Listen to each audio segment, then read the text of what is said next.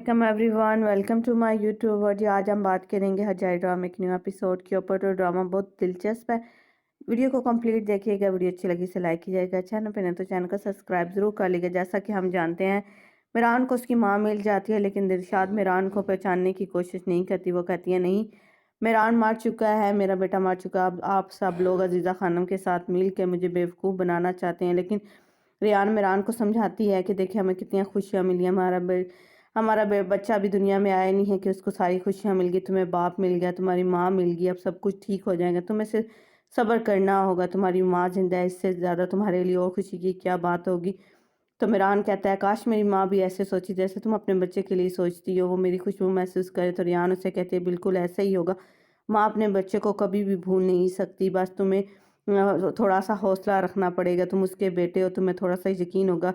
माँ को किसी भी सबूत की ज़रूरत नहीं होती, वो अपने बच्चे को उसकी खुशबू से पहचान लेती है। रियान मिरान को समझाने की कोशिश करती है और उसे कहती है कि तुम हौसला रखो, सब कुछ ठीक हो जाएगा। मिरान उसकी हौसले पर बहुत ज़्यादा खुश होता है, उसका शुक्रिया अदा करते हैं। दूसरी तरफ हमें दिखाते हैं कि खिज़र अपने कमरे में होता है, ज़हरा वहाँ पे आती है। तो वो ज़हरा उससे कहती है कि नसू बाबा ने कुछ भी नहीं छुपाया, उन्हें यही लगा था कि दिलशाद मर चुका है। अच्छा, उन्होंने कुछ नहीं छुपाया, क्या तुम मुझसे कुछ छुपा रही हो? वो कहते क्या मतलब इस बात का? वो कहते क्या तुम मुझसे कुछ छुपा रही हो? कहते नहीं, ऐसा तो कुछ भी नहीं है। वो खिज़र कहता है ऐसा तो ना बोलो ज़हरा, मैंने सब कुछ अपने कानों से सुन लिया था। तुम ऐसे कैसे कह सकती हो? तुम दिलशाद को कैसे कह सकती हो कि उसकी माँ मर चुकी है? क्या तुम इतनी ज़ालिम हो सकती हो? उस मज़लूम औरत पर तुम्हें ज़रा भी तरस नहीं है? वो कहते क्या उसने तुम्हें बुझाया, तुमने क्या दिलशाद ने तुम्हें बताया? तो वो कहते तुम ऐसे कैसे कह सकती हो? वो कहते मुझे मजबूर किया गया था। क्या कहते खिज़र कहता है किसने मजबूर किया था?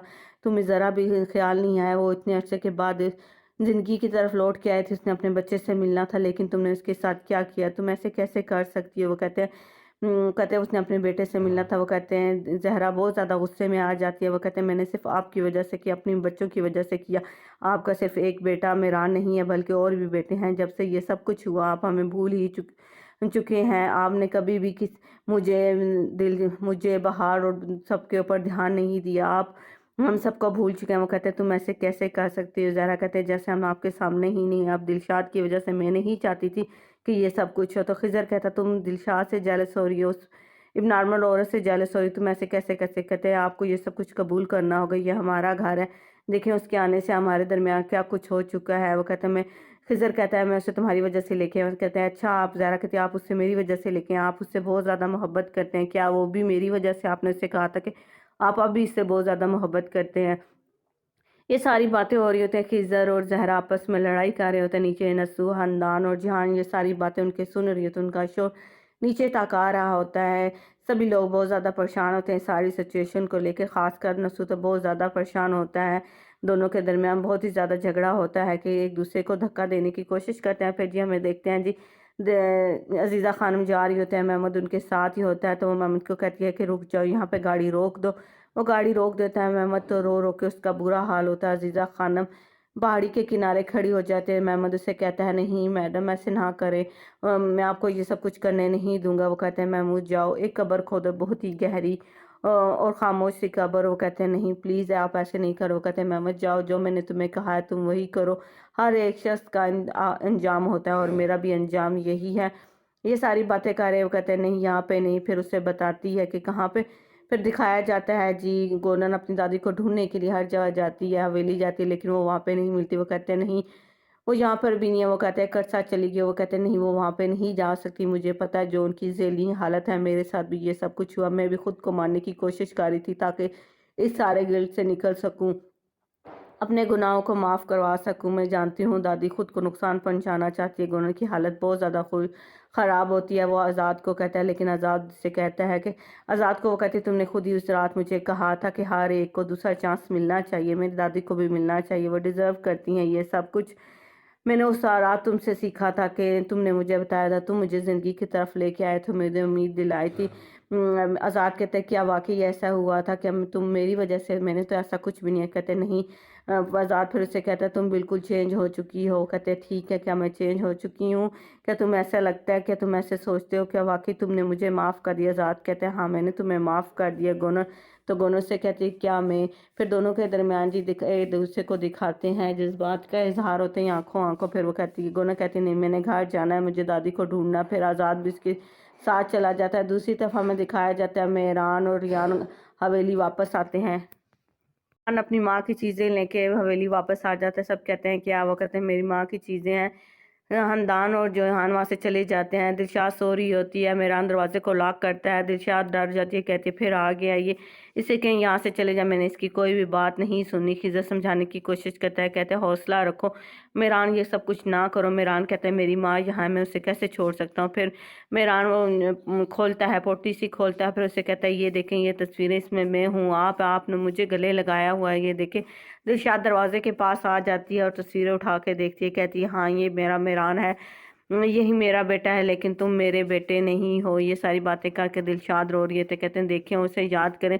फिर मेहरान बार बार वो सी चीज़ें वहाँ से लेके उसको दिखाता है, कहते हैं ये हमारा ख़त आपने मुझे लिखा था। वो दिलशाद वो ख़त पढ़ती है, रोने लग पड़ती है। दूसरी तरफ दिखाते हैं जी मेहरान की हालत भी बहुत बुरी होती है। वहीं दरवाजे के पास बैठ के रोने लग पड़ता है। मेहरान कहता है दरवाज़ा खोलें, देखें आपने मेरे लिए स्वेटर बनाया था, उसके ऊपर आपने मेरा नाम लिखा। दिलशाद कहती है हाँ मुझे याद है, मुझे सब कुछ याद है। मेहरान कहता है मैंने सारी चीज़ें संभाल के रखी हैं। वो दिलशाद को शुक्रान कहते हैं दरवाज़ा खोल दो, लेकिन दिलशाद फिर दरवाज़ा नहीं खोलती। मेहरान वहीं फूट फूट के रोने लग पड़ता है। तो रेहान उससे कहती है ऐसे ना करो, मैं तुम्हें ऐसे नहीं दे सकती। वो कहते हैं देखो मेरी माँ मुझे कबूल ही नहीं कर रही, ये सब कुछ अजीज़ा खानम की वजह से हुआ है। रेहान उसको समझाने की कोशिश करती है, कहती है हौसला रखो, सब कुछ ठीक हो जाएगा, तुम्हें बस थोड़ा सा सब्र करना पड़ेगा। दूसरी तरफ हम दिखाते हैं दिलशाद को शुक्रान भी समझाने की कोशिश करती है। खिज़र भी अपने बेटे के पास बैठता है, दोनों रो रहे होते हैं। एक तरफ दिलशाद रो रही होती है, दूसरी तरफ जी फिर हमें दिखाया जाता है ये सारे सीन चले होते हैं, बैकग्राउंड में गाना सैड सा सॉन्ग लिखाया जाता है। सभी के ऊपर बार बार कैमरा अपनी अपनी सोचों में गुम, नसू, खिज़र, अजीज़ा खानम सभी अपनी सोचों में गुम। दूसरी तरफ दिखाता है मेहरान सारी चीज़ें गोद में लेके बैठा होता है, रेहान उसी के पास बैठी होती है। गोनन और आज़ाद हवेली वापस आ जाते हैं। गोनन आज़ाद का शुक्रिया अदा करके अंदर चली जाती है। आज़ाद बहुत ज़्यादा खुश होता है। दूसरी तरफ दिखाता है गोनर फ़िरात को देखती है, लेकिन उसकी आंखों में अजनबियत होती है। वो गुस्से से फ़िरात के पास से गुजर जाती है। दूसरी तरफ ज़हरा कहती है सब कुछ ख़त्म हो गया, अगर अभी नहीं ख़त्म हुआ तो फिर ख़त्म हो जाएगा। मेहरान अजीज़ा खानम वहीं पर अपनी कब्र खुदवा रही होती है। वहीं पर महमूद उनके लिए कब्र खोद रहा था। उससे कहते हैं ऐसे ना करें। वो कहता है बिल्कुल, तुम अब यहाँ से चले जाओ, मुझे अकेला छोड़ दो। महमूद कहता है नहीं मैं आपको यहाँ छोड़ के नहीं जाऊँगा। कहता है नहीं मैंने जो कहा है तुम वही करो, तुम खुश रहो। महमूद वहाँ से चला जाता है। वो कहते हैं अब मेरा टाइम आ चुका है, हर एक के मरने का टाइम आ चुका है। दूसरी तरफ महमूद कहता है नहीं मैं उनको ऐसा छोड़ के नहीं जाऊँगा। अजीज़ा खानम अपनी कब्र के सराहने खड़े होकर सारी बातें पिछली याद कर रही होती हैं कि खिज़र के साथ उन्होंने क्या कुछ किया।